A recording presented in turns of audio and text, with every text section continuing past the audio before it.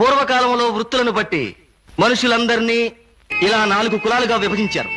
ఇందులో కండబలం ఉన్న రెండోవాడు, బుద్ధి బలం ఉన్న మొదటివాణ్ణి, ఆర్థిక బలం ఉన్న మూడోవాణ్ణి ఆశ్రయించి తను రాజయ్యాడు. తనకు సహాయపడినందుకు కృతజ్ఞతగా వేళ్లలో కొంతమంది మేధావులకు మంత్రి పదవులిచ్చాడు. అలా మంత్రి పదవి పొందిన మేధావి రాజు పరిపాలన సురక్షితంగా ఉండటం కోసం తమ ముగ్గురు కంటే సంఖ్యాబలంలో ఎక్కువగా ఉన్న ఈ శ్రామిక కులాన్ని 100 ముక్కలుగా విడగొట్టాడు. ఎలా విడగొట్టాడు?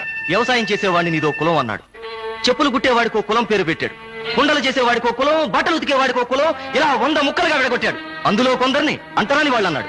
అలా కుల పట్టింపులతో, వర్గ ద్వేషాలతో ఈ శ్రామిక కులం నిత్యం కొట్టుకు చస్తుంటే రాజు హాయిగా పరిపాలన సాగించాడు. రాజుల రోజులు గడిచిపోయాయి. కాలం మారిపోయింది. అందరికీ ఓటు హక్కు వచ్చింది. ఓటు బలంతో గద్దెనెక్కాలంటే సంఖ్యలో ఎక్కువ ఉన్న శ్రామిక వర్గం సహాయం కావాలి.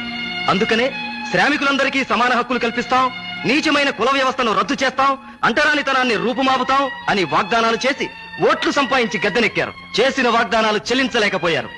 మళ్లీ మళ్లీ ఓటు అవసరం వచ్చింది.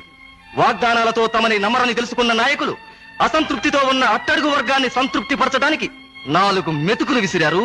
దానికే ముచ్చటగా రిజర్వేషన్ అని పేరు పెట్టారు. ఇది రిజర్వేషన్ల రాజకీయం. ఆ రాజుల కాలం నాటి నుండి ఈనాటి వరకు ఎవరు ఎవరిని చేరదీసినా, ఎవరికి హక్కులు కల్పించినా వాళ్ళ స్వార్థం కోసం, వాళ్ళ పదవుల కోసం చేశారే తప్ప సమాజ శ్రేయస్సు కోరి కాదు.